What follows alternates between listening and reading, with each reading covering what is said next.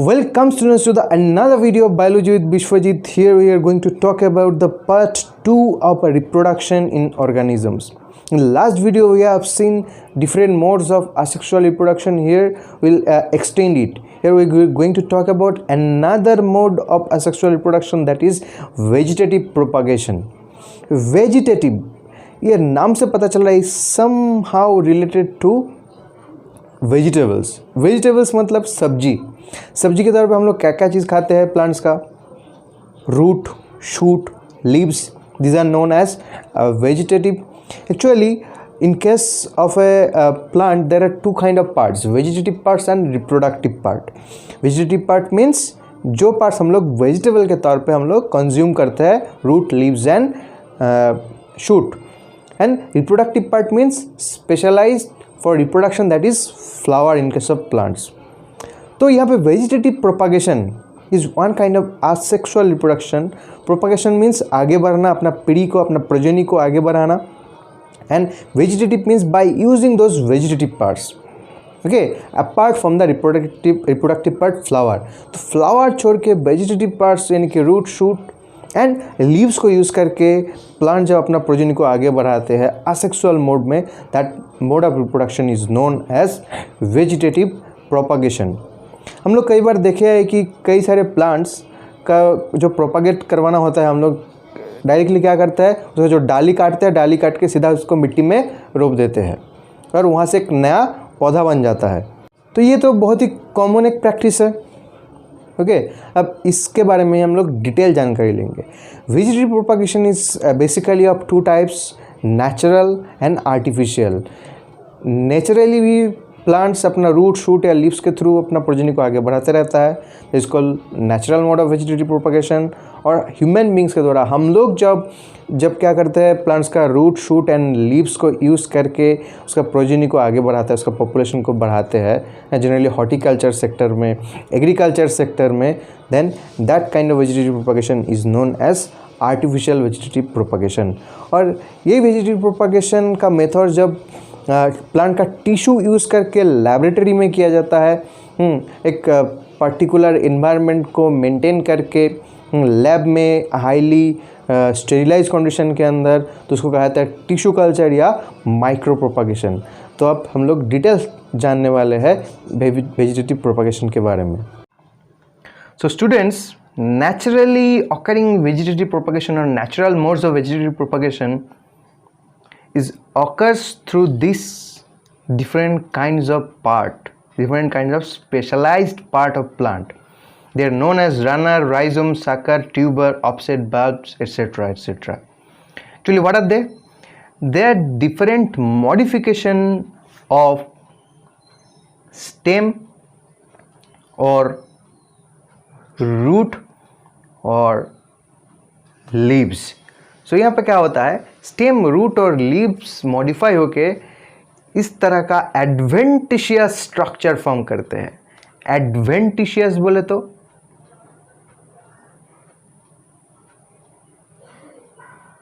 जिस चीज से प्लांट्स को कोई एडवांटेज मिलता है, यानी कि रूट, स्टेम और लीव्स का तो एक स्पेसिफिक फंक्शन होता है कि नहीं. तो रूट, स्टेम और लीव्स अपने स्पेसिफिक फंक्शन के साथ साथ वेजिटेटिव प्रोपागेशन में भी मदद करते हैं, इसलिए ये प्लांट्स के लिए एक एडवांटेज है.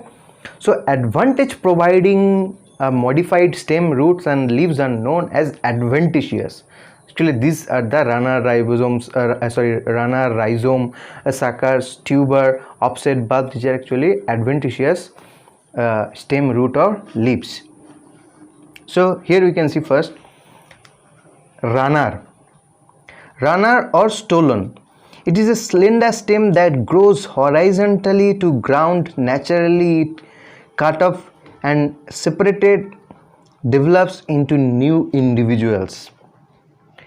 रनर और स्टोलन एक्चुअली होता क्या है, देखो ये एक मदर स्ट्रॉबेरी प्लांट है ना. अब एक ये स्ट्रॉबेरी प्लांट का एक पर्टिकुलर स्टेम का पोर्शन मॉडिफाई होके ग्राउंड के ऊपर एक न्यू प्लांटलेट प्रोड्यूस किया. यानी कि ये जो स्ट्रॉबेरी प्लांट था, मदर स्ट्रॉबेरी प्लांट का स्टेम मॉडिफाई होकर एक new daughter strawberry plant produce किया. हो गया ना, वेजिटेटिव प्रोपगेशन हो गया, एक नया प्रोजेनी आ गया।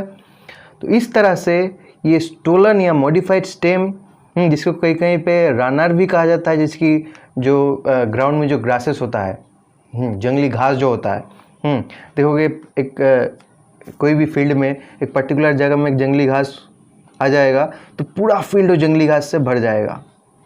कैसे करता है? जंगली घास एक्चुअली उसका मॉडिफाइड स्टेम रनर के थ्रू पूरे जगह में, पूरा ज़मीन में फैल जाते हैं।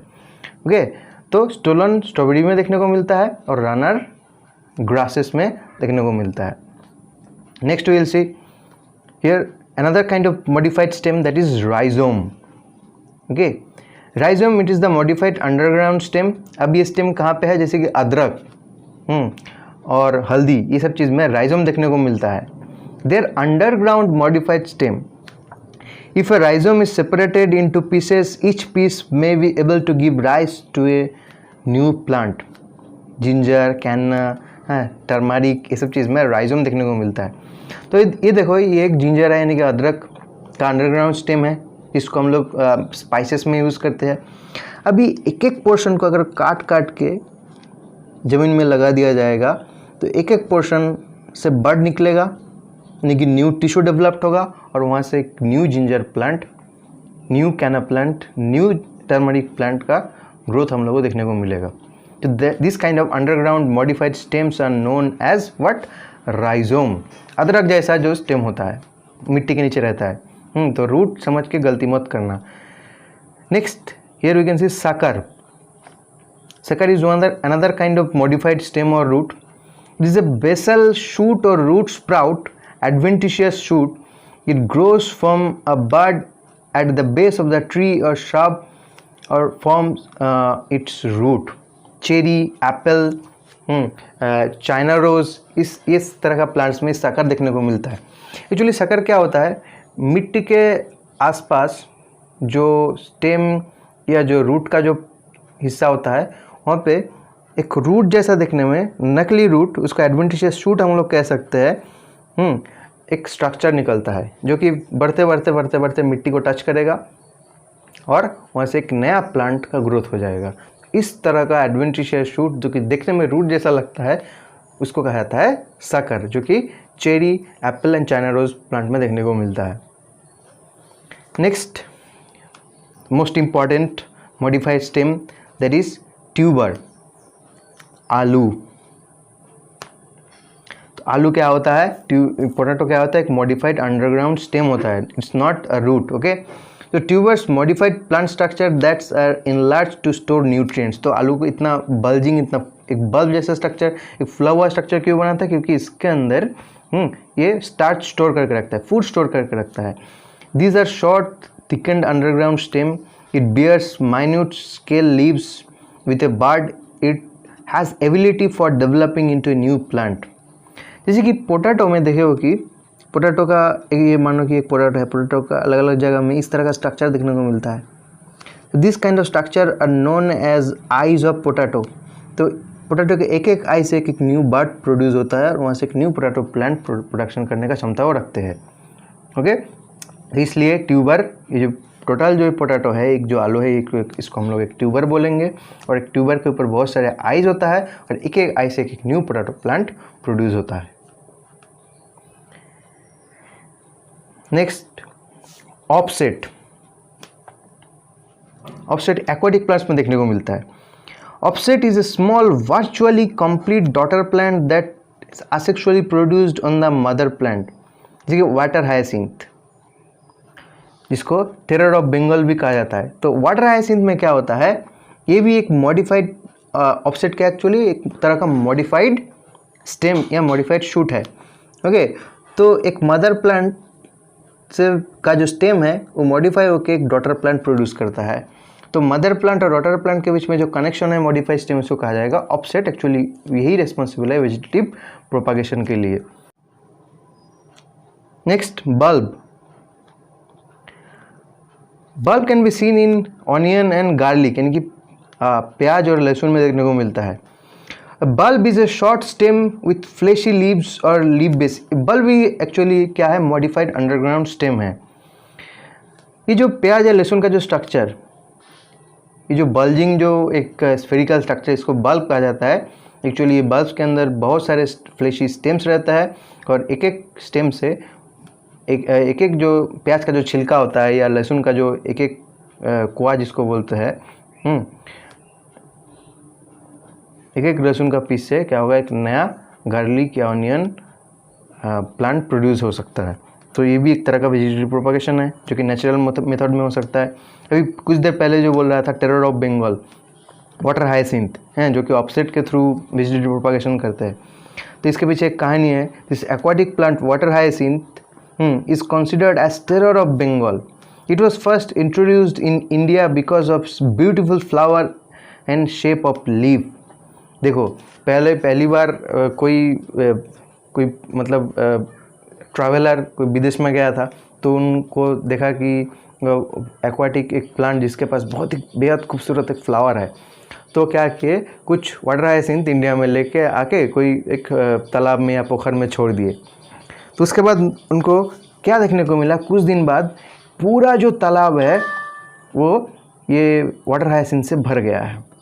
That is why it is known as terror of Bengal, यानी कि it's rapidly produced by vegetative method offset in short period. It drains oxygen from water that leads to death of fishes, hence it considered as water weed.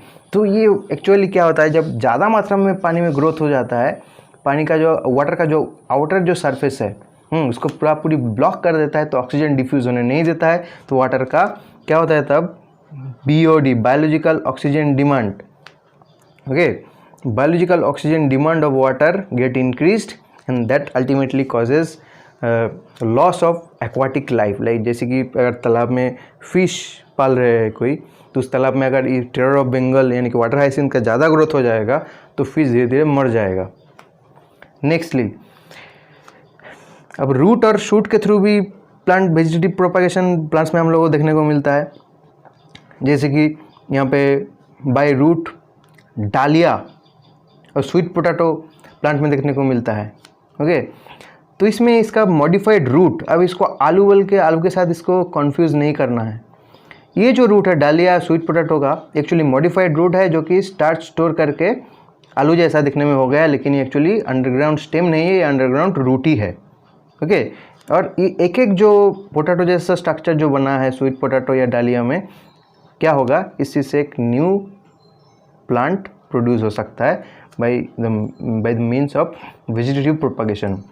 Y leaves bryophyllum, पत्थर चट्टा जिसको बोलते हैं, ये जो leaf है देखे होंगे घर के अगल बगल में रहता है, तो ये ब्रायोफाइलम लीव्स का जो रीजेस होता है, एज ऑफ द लीफ, पत्ता का किनारे में जो खांज होता है, यहाँ पे एडवेंटिशियस बर्ड प्रोड्यूस होता है और एक एक एडवेंटिशियस बर्ड से एक न्यू ब्रायोफाइलम प्लांट प्रोड्यूस हो सकता है थ्रू वेजिटेटिव प्रोपगेशन।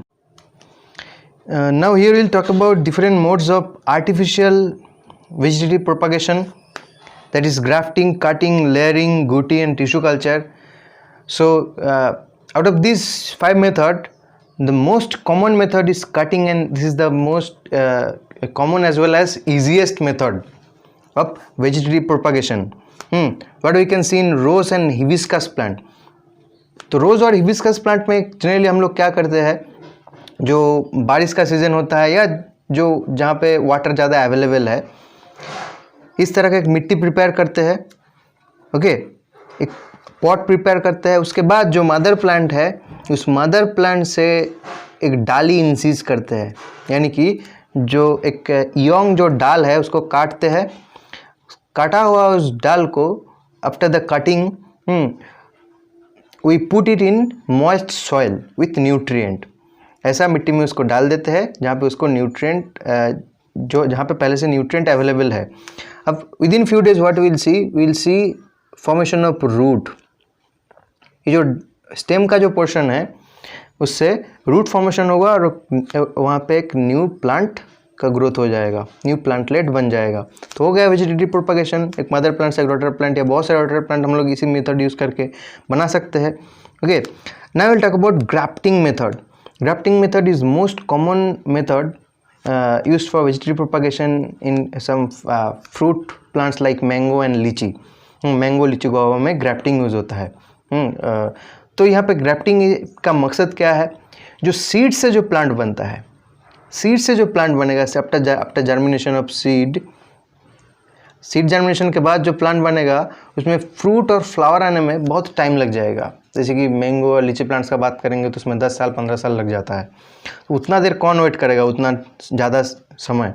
तो कम समय में अगर हम लोगों को 1 साल 2 साल के अंदर अगर मैंगो लीची प्लांट में लीची या मैंगो का जो फलन स्टार्ट करवाना है, then we need to go for this grafting method. तो ग्राफ्टिंग मेथड में एक नया सीडलिंग चूज़ करेंगे जो तुरंत ही सीड जर्मिनेट होकर प्रोड्यूस हुआ है, उसको हम लोग बोलेंगे स्टॉक। उसका जो स्टेम है, उसका स्टेम काट लेंगे। ओके, उसके बाद ऑलरेडी मैच्योर जो एक प्लांट है जिसमें ऑलरेडी फ्रूट आ रहा है, उस मैच्योर प्लांट से एक डाल काटेंगे, उसका एक स्टेम का थोड़ा छोटा सा हिस्सा काट लेंगे जिसको कहा जाता है स्कियोन। अब स्कियोन और स्टॉक का जो विड्थ है ये सेम होना चाहिए, क्योंकि ये स्कियोन और स्टॉक को हम लोग क्या करेंगे, एक जगह से जोड़ देंगे और वहाँ पे रस्सी या कोई भी पेपर यूज़ करके उस जगह में रैप कर देंगे। और वहाँ पे कोई क्या करता है, ऑक्सिन, जिबरेलिन या साइटोकाइनिन हार्मोन्स भी स्प्रे कर देते हैं वो जो जगह है जल्दी टिश्यू फॉर्मेशन होने के लिए। ओके, तो ग्राफ्टिंग मेथड में एक्चुअली क्या होता है, 2 अलग अलग प्लांट का जो स्टेम पोर्शन है उसको जोड़ दिया गया, उसको ग्राफ्ट कर दिया गया। अब ये दोनों ग्राफ्ट का जो विड्थ है ये सेम होने के कारण क्या होगा, ये दोनों ग्राफ्ट के अंदर जो जाइलम एंड फ्लोएम जो वेजल्स है जिसके through nutrient and water transfer होगा वो जुड़ जाता है इसके बदले। तो इससे क्या होता है, जो ग्राफ्टेड जो पोर्शन है जिसको हम लोग स्कियोन बोलते हैं वो मर नहीं जाता है, वो जिंदा बच जाता है। और अलग प्लांट, 2 अलग अलग प्लांट का स्टॉक और स्कियोन को मिला के जो प्लांट यहाँ पे प्रोड्यूस किया गया, उस प्लांट का फ्लावरिंग और फ्रूटिंग बहुत जल्दी आ जाएगा। थर्ड, लेयरिंग, ये भी बहुत ही इजी प्रोसेस है जो कि जैस्मिन प्लांट में देखने को मिलता है। अब लेयरिंग के लिए जो हार्ब या शार्प चूज़ किया जाता है, इसका जो ब्रांचिंग है वो मिट्टी के काफ़ी नज़दीक रहता है। तो मिट्टी के काफ़ी नज़दीक जो ब्रांच या डाली है उसको क्या किया जाता है, मिट्टी के अंदर दबा दिया जाता है। Okay, that is called layer, that is known as layering. यानी कि उसका जो ब्रांच है उसको मिट्टी के नीचे दबा देते हैं और उसके ऊपर मिट्टी का लेयर बना देते हैं। और जिस दबा हुआ जो हिस्सा है वहाँ पे profound growth of root is seen. और ये जो दबाया हुआ जो लेयर जो पोर्शन है, इससे एक न्यू प्लांट बन गया। फोर्थ, गुटी में क्या देखने को मिलता है, गुटी भी बहुत हम लोगों के आसपास देखने को मिलता है। ये भी मैंगो, लीची या लेमन इस तरह का प्लांट में देखने को मिलता है। तो गुटी में क्या किया जाता है, जो मदर प्लांट है उससे पर्टिकुलर जो पोर्शन है उसको चूज़ किया गया है ना। उस पोर्शन को चूज़ करके एक ब्लेड से हम लोग क्या करते हैं, उस पर्टिकुलर पोर्शन का जो आउटर जो बार्क है, जो डेड टिश्यू है, उसको हटा देते हैं। उसके बाद ऐसा कुछ डेड टिश्यू को हटाने के बाद जो ऐसा पोर्शन बन जाता है, इस पोर्शन के चारों ओर हम लोग क्या करेंगे, एक पैकेट में या तो कोई कपड़े में मैन्योर, काउ डंग, हार्मोन्स जैसे कि ऑक्सिन, जिबरेलिन, साइटोकाइनिन, ये सब स्प्रे कर देंगे और मैन्योर से भरा हुआ एक प्लास्टिक या कोई कपड़े से इस चीज़ को लपेट देंगे, इस चीज़ को बांध देंगे। तो इस मेथड को कहा जाता है गुटी टेक्निक। ओके, और कुछ दिन बाद हम लोग क्या देखेंगे, जिस जगह में छील दिया गया था स्टेम या शूट का, उस जगह के अंदर ये पर्टिकुलर जो बांध दिया गया, गुटी बना दिया गया, गुटी के अंदर रूट फॉर्मेशन होगा। गुटी के अंदर क्या होगा, रूट फॉर्मेशन होगा। और जैसे ही ये मैच्योर होगा हम लोग क्या करेंगे, जो मदर प्लांट है, मदर प्लांट से ये वाला जो हिस्सा है ये कट लेंगे और ये कट करके मिट्टी में लगा देंगे और वहाँ से क्या होगा, एक नया प्लांट बन जाएगा। So it's very simple. Next, fifth one, tissue culture technique. Tissue culture technique is done inside highly equipped laboratory. Tissue culture technique में हम लोग प्लांट का जो यंग टिश्यू यानी कि मेरिस्टेमेटिक टिश्यू यूज़ करके लैब के अंदर ही कल्चर मीडिया में न्यू प्लांट ग्रोथ करवाते हैं, यहाँ पे जैसे देख रहे हो तुम लोग। Okay, so tissue culture is nowadays is very modern technique and highly commercialised and industrialised technique, क्योंकि टिश्यू कल्चर में जो प्लांट्स प्रोड्यूस होता है they are disease free plant, वो मिट्टी में उसका कल्चर नहीं किया जा रहा है इसलिए उसमें कोई बीमारी नहीं आता है और बहुत कम रैपिडली ग्रोथ होता है, यानी कि बहुत कम समय में हम लोग बहुत सारे ज़्यादा प्लांटलेट, बहुत न्यू प्रोजेनी प्रोड्यूस कर सकते हैं। Now will talk about some benefits of vegetative propagation. So what are the benefits of vegetative propagation? Plants can bear flowers fruit earlier than those produce from seed. सीड से यानी कि sexually reproduction method से जो plant produce होता है उससे बहुत पहले असेक्सुअली रिप्रोड्यूस्ड प्लांट यानी कि वेजिटेटिव प्रोपागेशन में जो प्लांट प्रोड्यूस हुआ है हम लोग को फ्लावर या फ्रूट देखने को मिल जाएगा। Secondly, growing plants like banana, orange, rose, jasmine that's have lost the capacity to produce seeds. कुछ प्लांट जिसमें सीड बहुत ही रेयर मिलता है, तो उस प्लांट्स को प्रोपागेट कैसे करवाओगे? By using vegetative propagation. By using vegetative propagation method, genetical similarity is maintained in the plants। अब तुम्हारे पास एक पर्टिकुलर वैरायटी है, ठीक है, अब सेम उसी वैरायटी को प्रोपागेट करवाना है, यानी कि 100% जेनेटिकल सिमिलरिटीज जो है 100% जेनेटिकल सिमिलरिटी तुमको मेंटेन करना है, तो then we need to go for vegetative propagation, क्योंकि ये असेक्सुअल मेथड है। हम लोग जानते हैं कि असेक्सुअल मेथड का जो ऑफस्प्रिंग होता है दे आर क्लोन और genetically similar to their parents. Fourth, help in growing seedless fruit like banana, grape, apple, इस तरह का प्लांट में सीडलेस फ्रूट ग्रोथ करने में हेल्प करता है and that process is known as parthenocarpy. Okay. Fifth, cheaper and easier method of growing plants. इसमें time, money invest बहुत कम है और डिजीज फ्री प्लांट हम लोगों को मिल सकता है। So that's all about asexual modes of reproduction. Next lecture will talk और will start different kinds of sexual modes of reproduction. Thank you all for watching and please like and subscribe my channel.